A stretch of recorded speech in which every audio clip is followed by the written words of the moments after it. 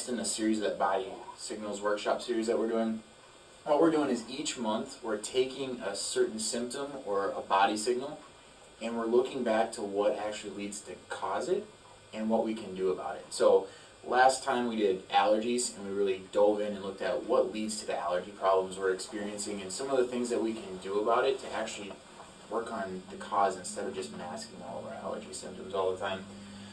So this time I kind of noticed a trend where we saw a lot of things coming into the office and they all really tied together. So we'd have people coming in with knee pain and ankle pain and arthritis and a lot of these different symptoms or body signals that really tied together. And when we trace them back, they have a really common cause. So we grouped them together and we're calling it falling apart syndrome. That's not a real syndrome. So if you Google it, you're not going to find it unless we make a Wikipedia page or something. But we grouped them together because it's something that we want to address because it's something so many people deal with and it's becoming more and more common. And whenever we look at a symptom or a body signal, we want to look beyond just the symptom in and of itself. We want to look at what's actually behind it and what our body's trying to tell us because our body's really intelligent and symptoms are a way for our body to communicate with us. So it's like if you woke up in the middle of the night and you had your smoke detector going off like crazy, it wakes you up. Is the problem the actual smoke detector or is there something underlying that's causing that to go off? That's the message. So when we have that experience, we can either mask the annoying sound of our body talking to us. Sometimes it talks more than we want it to. Or we can actually look and see what's causing it to go off in the first place. So we're going to take a look at a few things today. So this is kind of an overview. We're going to go over some of the lower extremity stuff. So we see hip problems, we see knee problems, ankle, foot. Big one right now, we see plantar fasciitis coming up a lot, especially during the summer where we're all wearing not so great shoes. And then we're going to talk about some of the upper extremity stuff, and we really want to hit on what we can do about some of these things and where to go from here. And I'm going to hit on some of the trends we tend to see, and we'll have some time for questions too, because I really want to hit on what you guys want to know as well. So if you've been to any of my talks before, you know this is my favorite question to ask is why? Because we see a lot of things throughout our lives, but we always stop one question too short.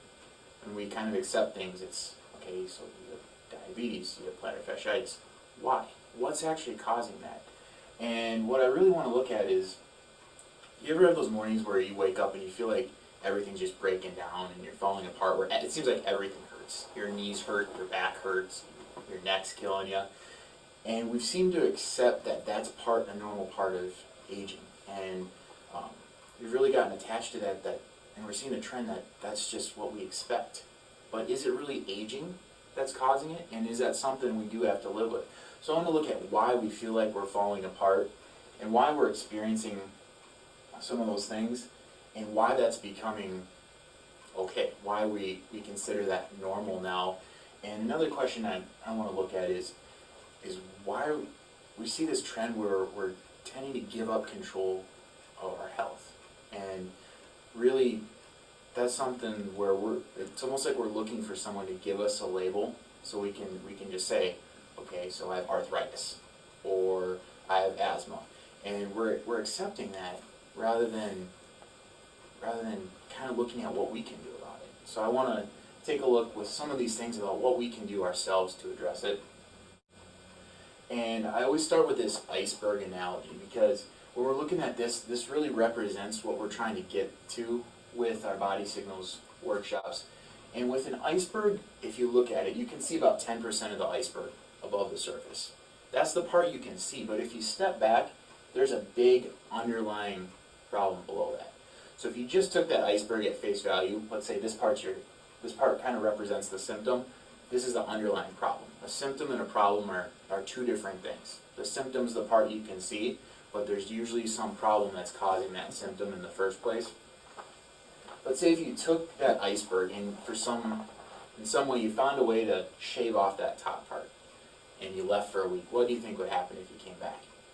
It's going to rise up even bigger and badder. Same type of thing with our health. We can continue hiding the symptom, but that doesn't mean the problem doesn't continue to grow and isn't rising up into something bigger. So we're going to start with a few things about how we view health here in our clinic, because the biggest dictator in how healthy you are is kind of your paradigm or your belief system and how your body works and what health is. Because our belief systems are what really drive our behaviors, and our behaviors are what lead to the results we're getting. So if you ever want to change anything about your health, it has to start with how you view your body and how you view your health, because that's going to dictate everything else. So this is the lens through which we view health here in our clinic. First thing I want to talk about is you were designed to be healthy. So we all have everything we need within us to be healthy. It's that we do things in our lives to get in the way of that. We are born with everything we need. We have a jar of medication sitting back there, and it talks about our body can create more chemicals than you can even buy on the market. It can produce those, but the problem is there's things that interfere with that, and then we try to mask it or make up with it, or make up for it with over-the-counter stuff. And we're really designed to be healthy, and we're created that way, and we don't need a prescription to get there. We just need to make sure things are working the way that they're supposed to. And the second thing I want to hit on is you are intelligent. And our bodies are super intelligent. So when you were born, basically, or when you were created, sperm and an egg ran into each other. 18 years later, you're sitting there taking the SATs. There's a level of intelligence there that led to creating us and developing us, and that still continues to exist inside of us. Our body has an intelligence that keeps us alive and keeps us working the way that we're supposed to. If you ate lunch today, your body knew how to break down all the amino acids and essential fatty acids. It knew how to use those for a constructive purpose. It knew how much insulin to produce to counteract your blood sugar. It knew how to do all those things, and it keeps our blood pumping, it keeps our lungs breathing, it maintains a posture, a temperature, a pH, a muscle tone. It's continuing to work and keep us alive and functioning, and our body's also able to heal. If you cut your arm, it's going to heal. If you sprain your ankle, it'll heal, as long as there's nothing interfering with that. So as we take a look at some of the body's signals and symptoms, the one thing I want to remember is that the human body is a self-regulating and self-healing organism. It has the ability to heal as long as there's nothing interfering that, and we let it. The next thing is your spine and your nervous system are your lifeline. That's how your body communicates. Your brain sends messages down through the spine, out through the nerves to every organ, tissue, organ system in your body. And that's how it communicates and keeps you functioning. So your spine and your nervous system are your lifeline. The last one, I don't care if you're 5 minutes old or 100 years old. If you ever want a shot to be fully healthy, you have to have an optimally functioning spine and nervous system. Every other system in your body relies on that one. So if that's not at 100%, the rest of your body can't either. So we're going to take a look at the anatomy here. Could you grab my spine? And I want to start here and kind of go through a few things. And we're going to start by looking at the lower extremity stuff. And we start up here, we have our spine. So we have the lumbar part or the low back part of your spine. And those are the nerves that control everything down through your legs. So all your hips, knees, ankles, they're all controlled, and they all come out from the same set of nerves. Thanks. And when we're talking about hips, most of us think our hips are up here. It's actually our pelvis, our SI joint. So we have the pelvic joints that move here, and then we have our hips, knees, ankles, and feet. And combined, when we take a look at the lower part of our body, it forms what's called a kinetic chain.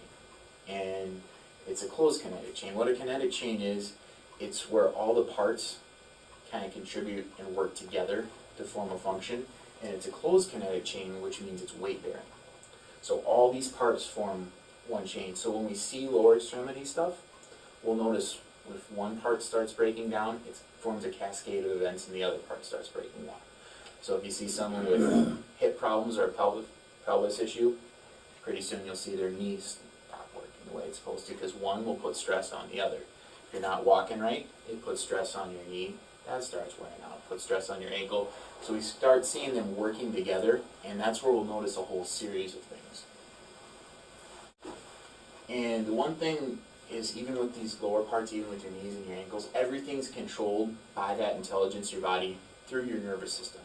So if you come in and you have a knee problem, you're always going to see me check the spine first, because if that part isn't getting nerve supply, it's not working the way it's supposed to. So we'll see a lot of trends there. So when we see a closed kinetic chain, when we start seeing things break down, these are some of the things that we'll notice, especially in the lower part here. We'll start noticing lower back pain. SI joint, that's these pelvic joints. We'll notice those start not working the way that they're supposed to and start breaking down. Then you'll notice hip degeneration. How many people know someone with a hip replacement? So we'll start seeing those. We start seeing arthritis in the knees, ankle problems, foot pain, bunions, sprained ankles, all that kind of stuff. But we're going to start here. And this is that pelvis, or that SI joint. We're going to look at a couple things. So in our pelvis here, it kind of forms a ring, if you look at it, but we have these joints back here that move. When you're looking at your lower extremities, a big thing that they're responsible for is your gait and your ability to walk. When you start walking, that's the first thing to move, are those SI joints. And when they move, they kind of move in a figure 8 pattern, and that starts the motion. And when those are moving in the figure 8 pattern, the joints above it in your spine, they kind of move in this up and down motion. It's kind of like a pumping motion, and that's where the disc is the strongest, and that's what keeps those joints functioning the way that they're supposed to. It needs movement. And what happens is when one side gets stuck or isn't working, that figure 8 pattern stops. So you'll see people, when they walk, their hips sway from side to side. This time, it'll sway one side, and then it gets stuck. And it just keeps going through the same motion. And when that happens, all the joints above it in your spine, they start getting this twisting motion with it. So all of a sudden, it starts with the SI problem, and then the next thing you know, you'll see those discs wear out in your low back. Then all of a sudden, you have a fifth lumbar problem. You have pain shooting down your leg because the nerves get irritated up there. So you'll see a cascade of events. And on the other side, so after the pelvis moves, these hips start moving too. So the hips kind of just move in the normal pattern. But if this isn't working, it puts more stress on the hip. So a big thing we find with people with hip replacements started with their pelvis not working. And this is something where that even occurs as we're developing through the years. Because when we're looking at the pelvis, it develops as we age. You look at your tailbone and your sacrum, when you're a kid, that's 5 separate bones. There's joints in there like every other joint. And it fuses as you get older. But that's one is when we're little, we're walking around learning how to walk. We're falling over and over. So let's say you're a kid and you're going down the slide and you fall off, you land on your hip. You're not getting a lot of pain, but all of a sudden that's not working right. So you continue to grow up. You hit your 20s, all of a sudden you're getting some low back pain because all that time it's been wearing up there. Then you'll start notice as you hit your 30s, you got pain going down your leg, and it's the underlying problem that's just continuing to build. You're noticing newer symptoms, and then you'll see knees wear out, and it kind of goes through that whole kinetic chain. It's kind of a domino effect where it'll start one spot, and then you start seeing it break down in a pattern. So when we look at the SI joint, that is a very common one. We see in a lot of people come in here, will adjust, but that's a common one that we'll see kind of start the process. And that's what we call a subluxation. Just like with the spine, when the joint gets stuck out of position, starts irritating the nerve and interfering with the nervous system, so the body doesn't work right. Whenever you have a subluxation, there's several components to it. That's why you see us check so many things before we adjust you. It's not just the bone stuck out of place. There's a lot of components to it. So you have the joint misalignment. You start having soft tissue damage, so you'll damage the discs and some of the soft tissue around it.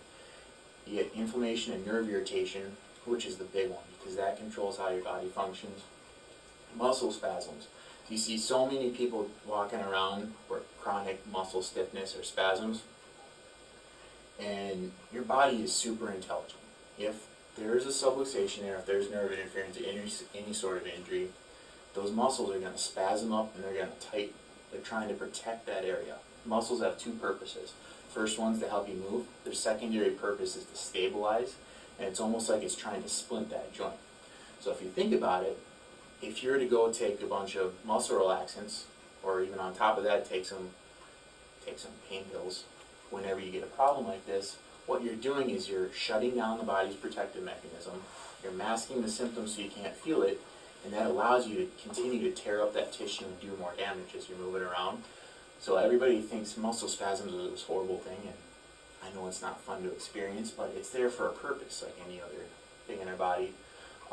We start seeing loss of function with the joint, because joints have to be moving in order to get rid of the toxins and to get rid of all the waste products and to get back in water, because those discs are mostly water. So if it's not moving, we start noticing toxins build up and it starts wearing out. Joint fixation and degeneration and arthritis. Arthritis is a big one you hear, and especially with joint fixation. With joints, basically if it's not moving, it's dying. Is kind of the overall trend there. And when we look at arthritis, we hear arthritis talked about a lot, and when I talk about arthritis, I'm talking about osteoarthritis or degenerative joint disease, because that's the common one. I know there's other types out there, but we always hear arthritis tied with old age. We think that arthritis develops as you get older. It's just something that happens. But really, arthritis is more than that. When you take a look at what arthritis actually is, there's kind of a formula to it. So what you have is age is a big part of it. So you have time, but there's another component, because if it was just age, every joint in your body would start to get arthritis, but that's not the case. What it is it's age and time plus dysfunction. So it's something not working right over a period of time, and that's how the body adapts as you start getting arthritis. So the body's really smart. If you put stress on a bone over time, the body responds by laying down more calcium and more bone, trying to make those areas of stress stronger, and you start getting the bone spurs. That's what they call arthritis. So it's time plus dysfunction equals arthritis. And my handwriting is not good, so let me find out later. So those are the things we start seeing as a result of subluxation, which is what chiropractors are checking for. What causes subluxation? We do. So it's our bad habits. We do see the big stresses. We do see the car accidents, the slips and falls, the sports injuries, stuff like that. But what we find more and more commonly is it's the cumulative effects of our bad habits, or the things we do on a daily basis that really start adding up. So we're looking at the lower extremity, big one we're seeing, especially with the feet. You see the flip-flops coming out in the summer, we notice more problems. Guys will have you sitting on your wallet, or the big ones we'll see is it's our posture. We all sit kind of slouched over. So it's our posture, it's the way we sleep, all twisted up all night. It's the things we do at work and all those repetitive actions that we do over and over. And then on top of it, we have our diet. We're not getting the nutrients that we need. We're all constantly stressed out, and all those things really add up until either something breaks down or we get sick or finally hurts bad enough that we want to do something about it. But it really is our behaviors and what we do that lead to a lot of the problems that we experience. So the next thing we're going to talk about after that pelvis is the hip problem. And a couple things with the hip we'll notice is when we see the hips wearing out, it usually starts up higher. So it's usually either it's not getting the nerve supply it needs to, or there's something not working right above it that causes you to put more stress. So if that pelvis isn't moving right, say for 30 years, you're going to carry more weight and put more stress on one side versus the other, then you'll see the hips start to wear out. And that's where you see so many people, it seems like it's just this growing trend that need hip replacements. And what you'll notice is women, it's actually a lot higher. And you guys have any idea why that is? Childbearing? Part of it's the birth process. And you're seeing that growing because if you look over the last couple thousands of years, when it comes to childbirth, the natural way they gave birth up until a couple hundred years ago was actually standing up. It was a more natural position. They had gravity helping them out. Now, if you go to a hospital, they got you strapped up in this weird position. It puts more stress on the hips. What we'll notice is we see a lot of people coming in after they've had kids. We'll notice some of those pelvis issues start showing up. But if they don't get addressed, by the time they hit 60, 70 years old, they've been walking on one hip, putting more stress on that than the other. That's why you see a growing trend with women more than men, because they go through that extra stress that a lot of us don't. And a big thing with, whenever we're seeing a lot of these trends with hip replacements and knee replacements, the big thing I want to ask is, or the big question we want to ask is, what can we do differently? We're seeing this generation go through this. Instead of following along in the same footsteps over and over and over again, what can we do now to prevent it before we get to that age? Because I would make the argument that just about all of these are correctable in some sense, and for sure all of them are preventable. And the things that we do today are what sets the stage for what we're going to experience later. And then we see knee problems, and this is one I get a lot, and especially for some reason with guys, they come in here, yeah, I got a knee problem, but it's just old age. Okay, how much older is that knee than that one? How many more steps did you take with that knee than that one? It's not old age. It's that you've been walking on it and putting stress on it, and it hasn't been working right for a period of time. I said that to a guy once when I was a student. He played hockey, and he said his knee was just old age because he played a lot of hockey. And just skate on one leg, or what's going on? There's obviously there's something different with that one than that one. And with the knee, the couple things we'll see is it's not, either there's something higher or it's not getting the nerve supply. Or if you look at the knee joint, it kind of forms a joint like this. Sometimes we'll see that kind of turn, and all of a sudden you're walking on it and putting stress on it differently because it can turn and rotate a little bit too. And whenever we're talking about injuries, there can be the injuries where the super acute things. You can sprain your ankle, you can go skiing and tweak your knee. Those types of things happen, but what I'm really focusing on is the degenerative type things that we'll see build up over time, because those are the chronic things we see coming into the office, that it's just those annoying things, and we want to figure out how to stop that process. So there's a couple things we'll see there. Is we'll see that something's not working right up above. If we can take that stress off, take the stress off there. The other thing is sometimes we'll check the knee and make sure it's working right too. But there can be misalignments there, but a lot of times it'll start up higher. Ankle sprains or ankle problems, this is one that I have unfortunately a lot of personal experience with, because I've broken ankles, I've sprained them, I've torn ligaments and tendons and all kinds of stuff. And this is one that I've learned a lot about because I went through some of this process. And the big thing with the ankle is we can move it a lot and we're putting stress on it and walking, but it's supported by the muscles around it.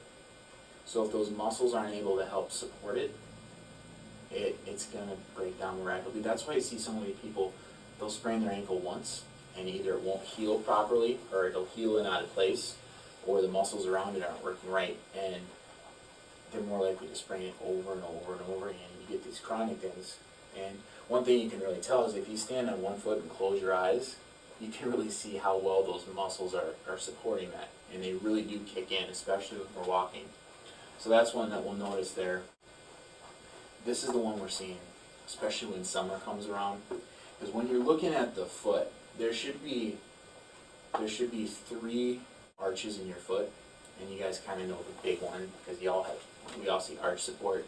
But what happens is you have this arch in your foot. It's actually not bad for one of my drawings. But you have this arch in your foot, and there's a lot of small, tiny bones in your feet. And there's one right in here. And a couple things that'll happen. This needs nerve supply too. But what we'll notice is all our bad habits and stuff really start adding up, and you see that especially in women, especially in the summer, flip-flops, and what will happen is that arch, it'll drop down. That bone will kind of move down, and it moves, kind of rolls out too. What happens is all of a sudden it kind of flattens out that arch, and your plantar fascia runs down here. You flatten out the arch, it stretches that, and it irritates it. So you see certain trends. You'll notice people will have foot pain. Next thing you'll notice is they get that little heel spur, because it starts pulling even more down at the heel where it attaches. And then if it's chronic and it happens year after year, see a lot of women, they'll get kind of Achilles pain back here because it'll pull the whole heel down and start stretching that. And I know we've had fun with that one. But we see a lot of people coming in with that, and it's something that you can do something about, but it requires, we'll usually just make sure the spine's working. We can take a look at that, and it's also breaking the bad habits that lead up to it, but that's a common one that we're seeing more and more, and it's one that we're creating for ourselves, but you hear that talked about more too. So the next thing I want to take a look at are some of the upper extremity things we see, and these kind of have a lot of the same underlying causes behind them, but it affects it differently. Because when we talked about that kinetic chain in our lower part being the closed kinetic chain provides a lot of stability, but it limits our mobility. So when we look at the upper extremity, it's the opposite. There's not as much stability because we don't have the weight-bearing part, but we have even more mobility. So you can move, the ability to move your arms and everything much greater than your legs. So when we're looking up here, big one we see with the arms especially, the spine is huge. So you have your cervical spine and then the thoracic part of your spine, so your mid-back and your neck. The nerves that control basically everything down your arm into your fingers start from the bottom part of the neck to the upper part of your mid-back. It's called the brachial plexus. And all these nerves come together and they form a bunch of nerves that run down your arm. And we'll see that play a huge role. So we have our thoracic spine, you have your cervical spine, you have your shoulder girdle, which is essentially your sternum up here, you got your collarbone or your clavicle, and then you have your shoulder blades back here, or your scapula. And it kind of all forms kind of this circular thing, kind of like your pelvis would be for your low back. It forms that up here, and that's what your arms come off of. So then you have the shoulder joints, the elbows, wrists, hands. So this one's an open kinetic chain. And things we see here, we see a lot of people with shoulder pain, frozen shoulder is a big one. We have a couple people coming in. Elbow pain, wrist and hand, and then carpal tunnel you hear about a lot, especially with people working on computers more and more nowadays. So we're going to talk a little bit about a couple of those. And this is, when we talked about subluxation with the lower part, this is the impact we see up higher. So we see pain, muscle stiffness, dysfunction. You can get carpal tunnel symptoms, numbness, tingling, achiness, and then you'll see the same degenerative changes if things aren't working right. So you're going to see arthritis, degenerative joint disease. And when we're looking at the shoulder, a couple of things we'll notice. There's kind of two different ways commonly that we'll see shoulder problems. One, because it kind of forms this ball and socket joint, the shoulder will drop down, and you can move it too much. It's a problem I've had over time. You can hear mine kind of clicking around sometimes, and I get it adjusted and get it worked on. The other one, we'll see it get stuck up in the joint. That's the frozen shoulder type thing. And both of them really relate to the spine, because the spine controls all the muscles around it. So a lot of times with people with shoulder problems, I'll adjust their spine first, and then we'll check the shoulder again. It'll be fine. We won't even have to work on it, because it just needed that stability to hold it up in the joint. But other times you can get it stuck up here, and we just need to get it to start moving again. But the important thing to remember is that the body can heal. If we give it a chance, it can heal. It's that we do things that, especially the repetitive stuff that lead up and cause this. And the reason we see so many upper extremity stuff is because those nerves that control everything down our arms come out kind of towards the top of our mid-back here. If you watch our posture, we all sit down like this. Every activity we do is in front of us here, whether we're working on something, watching TV, computers, cell phones. All those little habits continue to put more and more stress through the mid-back here. This one you'll hear a lot. These are the rotator cuff muscles. Most people tell me they have a rotary cuff. Well, you have a rotator cuff. We all do. But what a rotator cuff is, it's a series of 4 muscles. And those are the muscles responsible for kind of those fine movements of your shoulder. That's why you can turn it, twist it, do everything. And we have these small muscles, and they're very specialized, but they're not necessarily strong muscles. And what happens is when things break down, when you're not getting the right nerve supply, it creates kind of a vulnerable situation. And then what we do is we overstress our body, especially guys. You're bending over, twisting, picking up something you're not supposed to in a weird position. All of a sudden, the bigger muscles that are supposed to be doing all the work aren't working right, it goes to these. And that's where you see so many people have rotator cuff problems. And those are some of the smaller muscles that are most likely to tear when we put ourselves in those situations. And that's why you'll see that commonly come up. A good thing though, these heal. As long as they're not completely torn. We will see them heal because the body is really smart. It's something to watch out for because as our body breaks down, just like that kinetic chain, this is one of the spots that we'll see hit with the stress. And then the next thing going down the chain, elbow. We'll see a lot of different things with the elbow. You have a couple joints in your elbow. One of them allows you to bend like this. Another one is the one that allows you to rotate like this. So you got one joint here and one back here, and we'll see kind of problems with both. We'll see kind of lock up where people can't straighten out their arms. And then a big one we'll see is this one in here, and that's where you hear popping and clicking with your elbows. It's normally where it's coming from. Because there's a ligament that goes around right here, and it holds that bone in place. But sometimes if that's loose or not working right, it'll pop and click. And when you see a lot of people with swinging kids by their arms, and you can get elbow problems with kids. That's why. That bone will kind of pop out of that ligament, and it's painful, but once it gets back in place, they're running around like crazy again. But that's the same thing can happen in adults if that's kind of healed and loose. They get kind of clicking around, and when you hear tennis elbow or that tendonitis in here, a lot of times it's stemming from that. If that joint that turns isn't working right, and it's on that outside of the elbow too, that's a common one we'll see. Because if that's not working right, it puts stress on everything else in the joint. We'll see that breaking down. And that's also a big one too, because the nerves that go all the way down in your hands, they start at your neck up here, they run around that joint in the elbow, and then down through your hands, kind of through that carpal tunnel area. So that's another area that people can get numbness and tingling if there's something going on there. And then wrist problems. Especially people that work on computers, you hear carpal tunnel is a big one. And if you look at your wrist, if you were to kind of cut it here and take a look that way, your wrist, it forms an arc of bones. There's a bunch of little bones in it. And then there's a tendon that goes here. And then right in here, there's a nerve. And then a ton of other tendons are really closely packed in there. I know because I had to dissect them once. It was fun. But when we see carpal tunnel, there's one bone up here. It's kind of the keystone of the arc. What we'll notice, this bone will pop up, and the rest of the arch collapses, and you start irritating that nerve.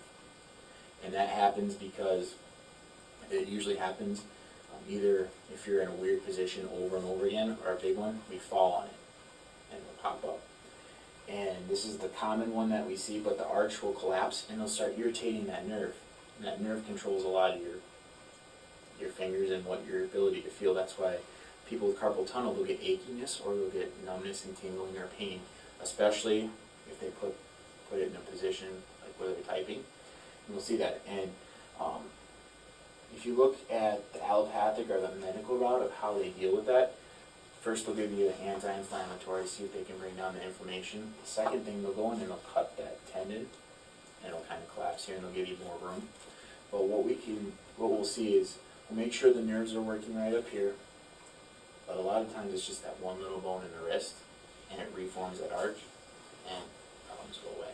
So that's when we'll see commonly with the wrist stuff. And there can be other things that go on, because if you look at the wrist, you got the two big bones up here, and then there's 8 little ones, and then your fingers. So there's a lot of things that can happen. But those are some of the common ones. And we'll see one actually leads and causes a lot of those. So these are the common things that I tend to hear, and part of what inspired the talk. So these are the things that I keep seeing come in. One, it's just old age. I'm just getting older. And it's fine, but if it's just old age, then how come when I look at your x-ray, because we'll see people, let's say your 6 cervical is worn out. Well, it's just old age, it's just happened. Okay, how much older is that one than that one? It's not just old age, there's something different there, and there's something more there that we want to explore. It runs in my family, when we're talking about degenerative changes like that, there's not a genetic component. It's that with our families, we have similar lifestyles and we follow along. We see our parents doing something, we copy it, and we create this trend where it's over and over again. And sometimes we need to stop and look at and see what's happening to them and ask what we can do differently. That's why we see a lot of kids here in the office, and you hear me talking about that, is because we don't want them to grow up and develop the same problems that we have. Because you see this trend and we want to break it. And a lot of those problems that we have started way back when we were little, and they've just kind of developed over time. And we talked about the arthritis one that we see coming in. Well, I just have arthritis, because it seems like we're always looking for a label of some sort. Because if we have a label, we can pretend there's nothing we can do about it, but there is a big component that we can work with. It doesn't have to continue that way. And then, I hear this one a lot, especially in the first visit. I think it's just a muscle problem. I have a pulled muscle. And if you say that to me, you'll usually, yeah, you have a super intelligent body. I'm glad there is a muscle component. It's there for a purpose. I'm glad it's there because it's protecting the underlying problem that's been building up. If you didn't have a muscle problem, you'd just be trashing it even more. So the muscles are there for a purpose, but that's the part we can see. So that's what we think is going on, but it's there for a reason.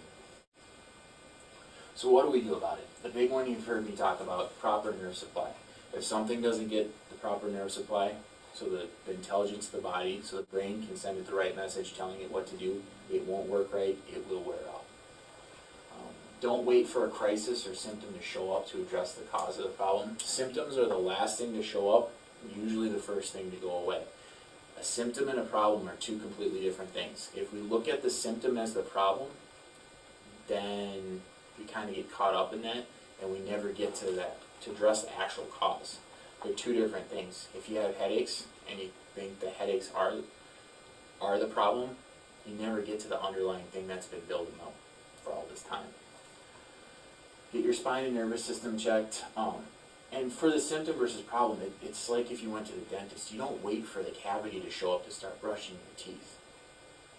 You don't wait for that to be in such agonizing pain that you can't eat. You address it before that. Keep moving is another one. If you go to a nursing home and look at all the 100-year-old people, there's a couple things they have in common. One, they have a good mental attitude. They're very positive. The second thing, they have an active lifestyle. They keep moving.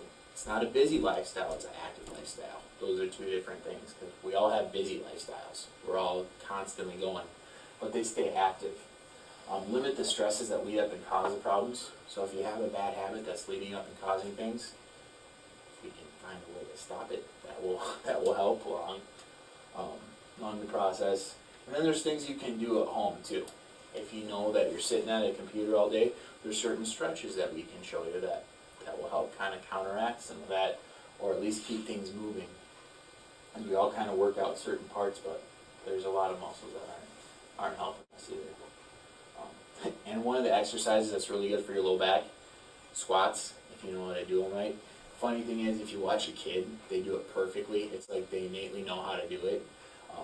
But adults, it's like the most complicated thing we can ever try to do to ourselves. But we have a lot of videos on this too that will kind of show how to do it. But it's a really good exercise for your low back and lower stuff. But I thought that picture was funny. So how do you know if you have a subluxation? When you come in, you notice that our office is a little different. We check for a lot of things before we adjust you, because there's a lot of components.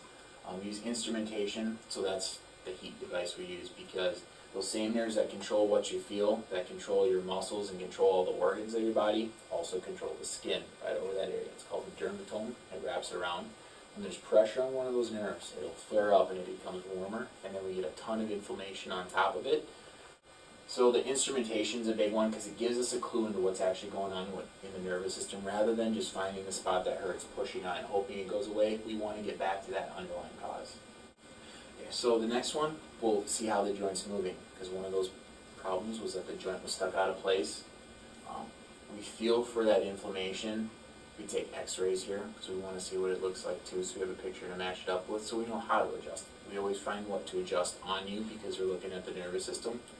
That gives us clues into how to adjust it, so we can be more specific. Big one, visualization too. And this is one where you see your family members walking around, you can take a look at. We look at posture as one of the forms of visualization. And when you look at a person's posture, a couple of things you like to see. You like to see the head balanced over the shoulders, and the shoulders over the hips. That's the position that takes the most stress off the spine. When there's pressure on one of the nerves, what you'll notice is the body will kind of lean away from that nerve. It's trying to give it more room to breathe and take some of that pressure off. Same thing when you look at someone from the side, head balanced over the shoulders, shoulders over the hips. Big thing we see nowadays, we flatten out the low back, we round our shoulders forward, and then you see the head coming forward. Whenever you see that, it's like the difference between if you had a bowling ball here versus out here. That's why throughout the day you see so many people with tension coming up here. We get tension headaches and a lot of different things. But you can take a look at someone's posture and you can see some of the stuff that's going on. It actually gives you, posture really gives you a big, it's kind of the window to the spine. You can see what's going on there a lot. So if you feel like you're falling apart, a couple of things. It didn't start today. These aren't a new problem. I mean, none of these are a new problem. You don't wake up one day and you're like, oh, my knee fell apart. It's like, no, the last 40 years have led up to that point. And because it didn't start today, there's a process that it goes through, and we're all at different phases of that. So there's stuff that we can do about it. We can stop that process now and turn it around. Don't wait for a crisis to happen or for the body signals to show up, because those are the last things. We can address things earlier. It never gets to that point, and we never have to go through that. And the big one is what you do today determines your future. So it's not what you do today determines your today. It's like when people come in and they're like, oh, I'm feeling great. Great. It's what you did for the last several weeks that led to you feeling great today. What you do today determines what tomorrow is going to be like. And then this is a big one. Imagine with some of the problems you're dealing with today, imagine if you could go back to when it started and have someone address it then, so you never had to go through that. That's why we do see a lot of kids here, is because we don't want to wait for them to develop the same problems. With kids, we can find it when it first starts, and it never develops into what we're experiencing. It never hits that degenerative process, and we can give them the best chance to grow up healthy and develop optimally instead of waiting for the crisis like we're all taught to do, it seems like nowadays. And it's not that we see kids because there's something wrong with them. It's because we want to give them the best chance and help them develop the way that they're supposed to, instead of waiting for them to break down and cleaning up the mess. I'd rather see them when they're little than 30 years later limping into my office not able to walk. And your quality of life moving forward is directly related to how you view health and the actions you take starting today. So if you've been to any of my talks before, we talk about, I showed you the quality of life trajectory, where we kind of have a graph here. And we all think that as we age, our quality of life kind of continues to drop. But I told you that, and I see this every day, that based on what we do, that's possible. It can continue on, or it can even get better. But that starts with the decisions that we make today. And especially with some of the things that we're looking at, with what we're talking about in these degenerative changes, the decisions we make right now are going to determine what we're like when we're 80, when we're 90, going forward in the quality of life that we have, whether we're active or whether we're laying in a bed somewhere. Those decisions have to be made now, not when we get to that point. So, I think that's all I had for you guys today. Do you have any questions for me, Al?